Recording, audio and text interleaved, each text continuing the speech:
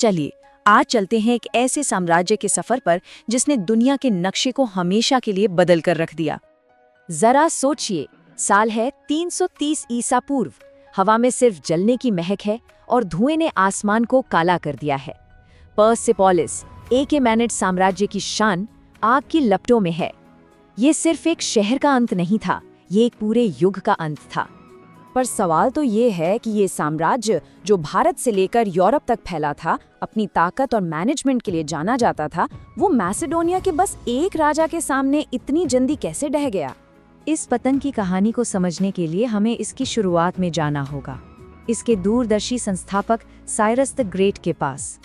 इस super power की नींव किसी आलीशान महल में नहीं, बल्कि पहाड़ों में रहने वाले खानाबदोश कबीलों ने रखी थी। ये फारसी लोग उस वक्त शक्तिशाली मीड्स के राज में रहते थे, जिनका उस पूरे इलाके पर कब्जा था। साइरस का असली कमाल उसकी सोच थी, उसकी तलवार नहीं। 546 ईसा पूर्व में जब उसका सामना लीडिया के अमीर राजा क्रोसिस से हुआ, तो उसने गजब की तरकीब अपनाई। उसने अपने दुश्मनों के घोड़ों के सामने ऊंटों की एक दीवार खड़ी कर दी। ऊंटों की गंध से घोड़े ऐसे बिदके कि पूरी बाजी ही पलट गई। और उसकी सबसे बड़ी जीत थी बेबीलोन। यहाँ तो कोई बड़ी लड़ाई हुई ही नहीं। साइरस का नाम और उसकी नीतियाँ उससे पहले ही वहाँ पहुँच चुकी थी और शहर ने लगभग शांति से ही सरेंडर कर दिया। यहाँ उसने कुछ ऐसा किया जो इतिहास में पहले किसी ने नहीं सोचा था। उसने साइरस सिलेंडर जारी किया, जो कहता था कि जिन लोगों को जीता गया है वो अपने भगवान की पूजा कर सकते हैं, अपने घर लौट सकते हैं। ये सिर्फ एक चालाक राजनीतिक कदम नहीं था, ये एक साम्राज्य को चलाने का बिल्कुल नया तरीका था, ताकत पर नहीं बल्कि टॉलरेंस पर आधारित। तो साइरस ने तो नींव रख दी थी, लेकिन इस साम्राज्य को एक बेहतरीन मशीन की तरह चलाने का श्रेय जाता है डेरियस प्रथम को। डेरियस एक कमाल का एडमिनिस्ट्रेटर था। उसने इतने बड़े साम्राज्य को 20 प्रांतों में बांट दिया, जिन्हें सट्रापी कहते थे। हर प्रांत का अपना गवर्नर होता था, लेकिन उन पर नजर रखने के लिए राजा की आंखें और कान नाम के जासूस होते थे, जो सीधा राजा को रिपोर्ट करते थे। इतना ही नहीं, उसने सड़कों का एक जबरदस्त नेटवर्क बनाया, जिसमें सबसे मशहूर थी रॉयल रोड। पता है कितनी लंबी थी? 2700 किलोमीटर्स। उस जमाने के हिसाब से ये एक इंजीनियरिंग का चमत्कार था। और इस सड़क का कमाल ये था कि एक शाही संदेशवाहक सिर्फ 9 दिनों में एक कोने से दूसरे कोने तक संदेश पहुंचा सकता था। ये उस युग के लिए कम्युनिकेशन की एक क्रांति थी, आज के इंटरनेट की तरह। इतिहासकार हेरोडोटस इन संदेशवाहकों के काम से इतने इम्प्रेस हुए कि उन्होंने उनके बारे में ये मशहूर लाइनें लिखीं, जो फारसी साम्राज्य के जबरदस्त मैनेजमेंट को दिखाती हैं। लेकिन जैसा होता है, हर महान शक्ति की एक सीमा होती है, और अकेमेनिड साम्राज्य को अपनी सीमा मिली ग्रीस में, जहां 2 बिल्कुल अलग दुनियाएं टकराने वाली थीं।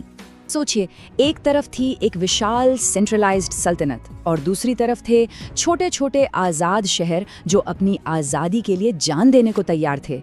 ये तो बिल्कुल डेविड और गोलियात वाली कहानी थी। और हुआ भी कुछ ऐसा ही।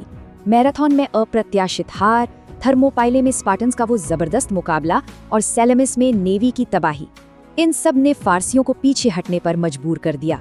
ग्रीस को जीतने का उनका सपना ही रह गया। ग्रीस के साथ इन लड़ाइयों ने साम्राज्य को अंदर से कमजोर कर दिया था। न सिर्फ उनके संसाधन खत्म हुए, बल्कि दुनिया के सामने ये भी आ गया कि उन्हें हराया जा सकता है। और इसने पश्चिम से आने वाले एक तूफान के लिए दरवाजा खोल दिया।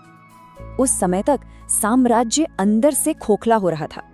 महलों में साजिशें, हत्याएं और आम जनता पर भारी टैक्स, इन सब ने उसे कमजोर बना दिया था। वो बस एक पके हुए फल की तरह था जो गिरने का इंतजार कर रहा था। और फिर आया सिकंदर। 334 ईसा पूर्व में वो एशिया में दाखिल हुआ। ग्रैनिकस, इस्सिस और आखिर में गौगामेला। एक के बाद एक लड़ाइयों में उसने पारसी राजा डेरियस तृतीय की विशाल सेना को तहस नहस कर दिया। और इसी के साथ हम वापस अपनी कहानी की शुरुआत में पहुंच जाते हैं। सिकंदर पर्सेपोलिस पहुंचा और उसने शहर को आग लगा दी। क्या ये एथेंस को जलाने का बदला था, या ये एक पुराने युग के अंत और एक नए की शुरुआत का ऐलान था? इस पर आज भी बहस होती है। एकेमेनिड साम्राज्य भले ही खाक में मिल गया हो, लेकिन उसकी विरासत आज भी हमारे बीच जिंदा है। देखिए, इस साम्राज्य की विरासत सिर्फ जंग और जीत की कहानी नहीं है। इसका असली असर तो टॉलरेंस, कुशल एडमिनिस्ट्रेशन और उस जबरदस्त इंफ्रास्ट्रक्चर में है जिसने आने वाली कई सभ्यताओं को रास्ता दिखाया। इसने एक ऐसा मॉडल तैयार किया जिसे बाद में रोमनों